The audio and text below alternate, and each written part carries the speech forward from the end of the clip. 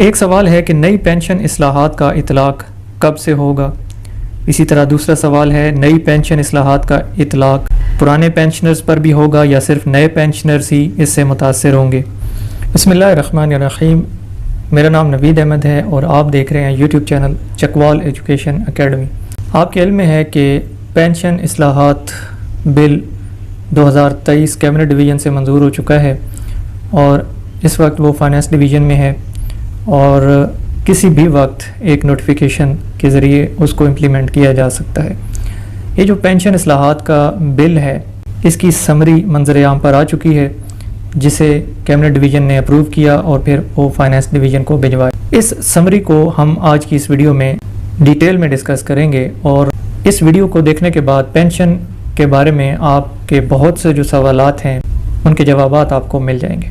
तो इस वीडियो में आपके किन किन सवालात के जवाबात आपको मिलेंगे वो सवालात हम पहले देख लेते हैं। एक सवाल है कि नई पेंशन इस्लाहात का इतलाक़ कब से होगा।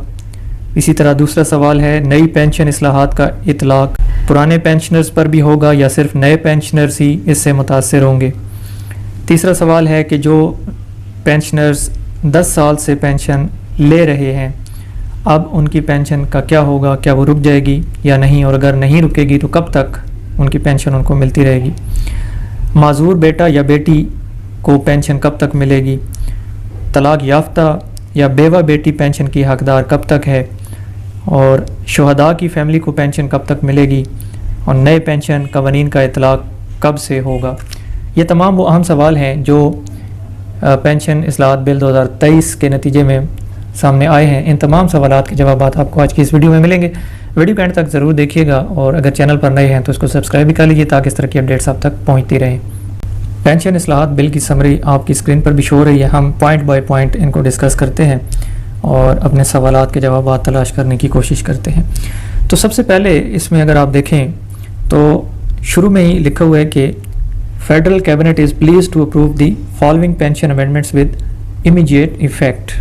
तो ये जो विद इमीडिएट इफ़ेक्ट है इससे हमें ये पता चलता है कि जो नई पेंशन इस्लाहात लागू होंगी वो कब से लागू होंगी, जब से नोटिफिकेशन होगा। नोटिफिकेशन की डेट से आपकी नई पेंशन इस्लाहात जो हैं वो एप्लीकेबल हो जाएंगी, लागू हो जाएंगी। इसमें पहला जो पॉइंट है वो है G calculation of gross pension. ये किस तरह कैलकुलेट होगी। Employees shall be entitled to a gross pension based on 70% of average pensionable emoluments drawn during the last 36 months of service prior to retirement। यानी retirement से पहले जो 36 महीने हैं उनकी जो आपकी तनख्वाह है उसकी एवरेज का 70% आपकी ग्रॉस पेंशन के लिए लिया जाएगा। ये है इसका फर्स्ट पॉइंट, ठीक है। दूसरा पॉइंट है जी अर्ली रिटायरमेंट पेनल्टीज से मुतल्लिक। A government employee may opt for early retirement after putting in 25 years of service। यानी एक जो सरकारी मुलाजिम है वो 25 साल सर्विस करने के बाद रिटायरमेंट ले सकता है। इसको हम अर्ली रिटायरमेंट कंसीडर करेंगे।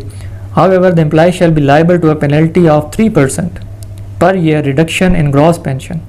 लेकिन फिर क्या होगा, उसकी जो ग्रॉस पेंशन है उसमें हर साल के हिसाब से 3% रिडक्शन होनी है उसकी ग्रॉस पेंशन में with effect from retiring year till the age of superannuation. जिस साल वो रिटायर हो रहा है उससे लेकर उसकी सुपर एनुएशन एज के दरमियान जितने साल बनते हैं हर साल के हिसाब से 3% उसकी रिडक्शन होनी है ग्रॉस पेंशन में। तो ये पेनल्टी अर्ली रिटायरमेंट की। तीसरा पॉइंट है फ्यूचर इंक्रीज इन पेंशन। मुस्तकबिल में जो पेंशन में इजाफा होगा वो किस तरह होगा। Any increase in pension shall be granted on the pension calculated at the time of retirement. जो पेंशन में इजाफा होगा वो किस अमाउंट पे होगा, वो उस पेंशन के अमाउंट पे होगा जो रिटायरमेंट के वक्त थी, ठीक है। Each increase shall be maintained as a separate amount. हर जो इंक्रीज़ होगी पेंशन के अंदर उसको अलग अमाउंट की तरह ट्रीट किया जाएगा। उसको पेंशन में ऐड करके अगली दफ़ा जब आप पेंशन में इजाफा करेंगे तो उसको शामिल नहीं करेंगे। हमेशा इजाफा जो आपका होना है वो उस पेंशन पे होना है जो कि at the age of retirement थी, ठीक है जी। चौथा जो पॉइंट है वो फैमिली पेंशन के हवाले से है। इसमें बहुत से क्वेश्चंस आपके जो हैं वो उनका जवाब आपको मिल जाएगा। A family pension after the death or disentitlement of the spouse shall only be admissible to remaining entitled family members for a maximum period of 10 years। ये वो पॉइंट है जी जो सबसे ज़्यादा डिस्कस हो रहा है। आप जानते हैं कि जो पहला पेंशन का हकदार है पेंशनर का वो है जी डिसीज की विडो, बेवा, उसको फैमिली पेंशन हम कंसीडर नहीं करेंगे एज़ पर लॉ, उसको ताहयात पेंशन मिलती रहेगी। लेकिन अगर वो विडो जो है बेवा उसका इंतकाल हो जाता है या वो डिसएंटाइटल हो जाती है, वो किस सूरत में होगी कि अगर वो दूसरी शादी कर लेती है तो फिर वो पेंशन के हकदार नहीं है। अब उसके बाद पेंशन ट्रांसफ़र होगी फैमिली पेंशनर्स को, इनको 10 साल तक मिलेगी वो पेंशन, इससे आगे पेंशन नहीं मिलेगी, पेंशन 10 साल के बाद स्टॉप हो जाएगी। अब यहाँ पर सवाल ये है कि क्या जो फैमिली पेंशनर्स पहले से पेंशन ले रहे हैं उन पर भी ये लागू होगा, 10 साल का जो लिमिट है तो उन पर ये लागू नहीं होने जा रहा, जो नए पेंशनर्स होंगे वहाँ पर ये चीज़ लागू होगी। ठीक है जी। उसके बाद ये है कि शुहदा की पेंशन के हवाले से ये पॉइंट है कि provided that in case of शुहदा pension the maximum period for entitled family members will be 20 years after the death और डिस एंटाइटलमेंट ऑफ स्पाउस। शुहदा की फैमिली के लिए है कि उनकी जो फैमिली पेंशन है वो 10 साल के बाद नहीं बल्कि 20 साल के बाद स्टॉप होगी, वो 20 साल तक पेंशन ले सकते हैं। उसके बाद एक अच्छा पॉइंट इसमें यह है कि provided further that in case of disabled special children of a pensioner the family pension shall remain admissible for life of such children. अगर किसी पेंशनर का ऐसा बच्चा है जो कि डिसेबल्ड है, माजूर है या स्पेशल चाइल्ड है तो उसको पेंशन जो है वो ताहयात मिलेगी, उसके लिए ये 10 साल की कैद नहीं है। उसके बाद अगला पॉइंट है जी कम्यूटेशन के हवाले से। तो अब जो कम्यूटेशन है वो आपकी रिटायरमेंट के टाइम पे जो ग्रॉस पेंशन बनेगी उसका 25% जो है वो आपका कम्यूट होगा। ठीक है जी। तो पहले ये 35 था, अब ये 25% जो है वो होगा।